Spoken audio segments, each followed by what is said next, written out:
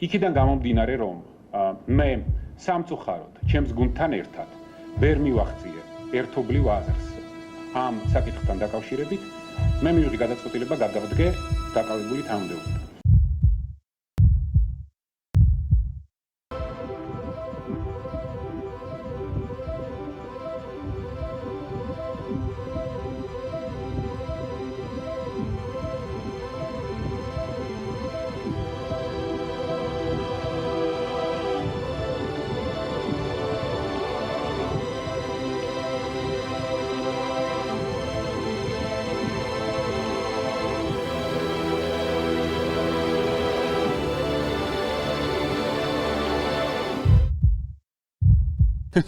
თუ ჯერჯერობით მოვდივარ, ხო ხედავთ.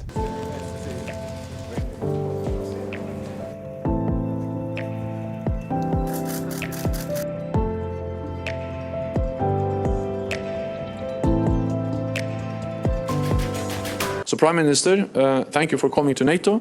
Thank you for meeting me at the NATO headquarters today and for your strong personal commitment to our alliance. ბატონო პრეზიდენტო, ბატონო გენერალურ მდივანო, პატივცემულო კოლეგებო, ქალბატონებო და ბატონებო. საქართველო არასოდეს შეეგუება ოკუპაციას. აქ გაეროს შტაბ-ბინაში ყველამ კარგად იცის, რომ საქართველოს განუყოფელი ტერიტორიების 20% აფხაზეთი და ცხინვალის რეგიონი ოკუპირებულია რუსეთის მიერ. მივესალმები პირველ რიგში ახალგაზრდებს. დღეს თქვენი დღეა. ჩვენ დღეს შეგვიძლია ვთქვათ, რომ უკვე 20 წელია საქართველოს ევროსაბჭოს წევრია. რა თქმა უნდა, ჩვენ პირველ რიგში თითოეულ ჩვენ მოქალაქეს უნდა უთხრათ მადლობა. რა თქმა უნდა, ჩვენ თითოეულ ჩვენ პარტნიორ ქვეყანას უნდა უთხრათ მადლობა. მაგრამ უნდა გვახსოვდეს, რომ აქ ყოველთვის ევროპა იყო. აქ იყო ყოველთვის ევროპა და ამის დამადასტურებელია ჩვენი ისტორია.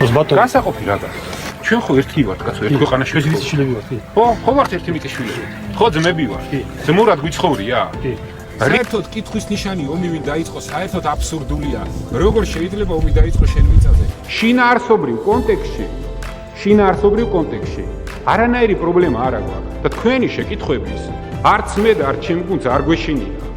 არც არასოდეს არ გვეშინოდა. იმიტომ რომ ლოგიკურად საკმაოდ სუსტად მსჯელობ. ვისი და ბიზნესი რომელმაც დაგირეკა და გითხრათ რომ ეხლა გაჩუნდითო რა და მიაყენეთ ერთი ადგილიო და რაც არის გასაკეთებელი გააკეთო ამის შეგეშინდათ მეტი არაფერს. მე წერილებს არ ვწერა. მე სათქმელს პირდაპირ ვებუნები და პირში ყველას. თქვენ წერილი გინდა თუ სიხარო? და ფაქტია დამდგარი შედეგი რომ ჩვენ არ დაუშვით პრეცედენტი. 1922 წლის რაღაც ფეიკ რუკით ვიღაცა ბიბილოვს ერთი უზარმაზარი კიდე ნაკვეთი ქართული ტყის წაეღო, რასაც გეგმავდნენ. არავის არ დაავიწყდეს, რომ არის საგანგებო მდგომარეობა.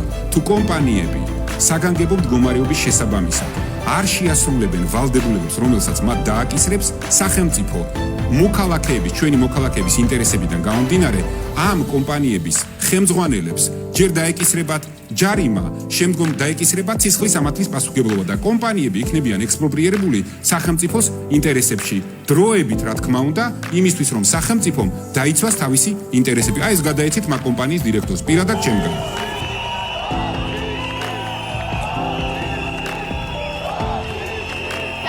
მაინც დაგასპოილეროთ გინდათ? მოდით ფინალს დაველოდოთ. ნუ ჩქაროთ. დაველოდოთ ფინალს და ვნახოთ.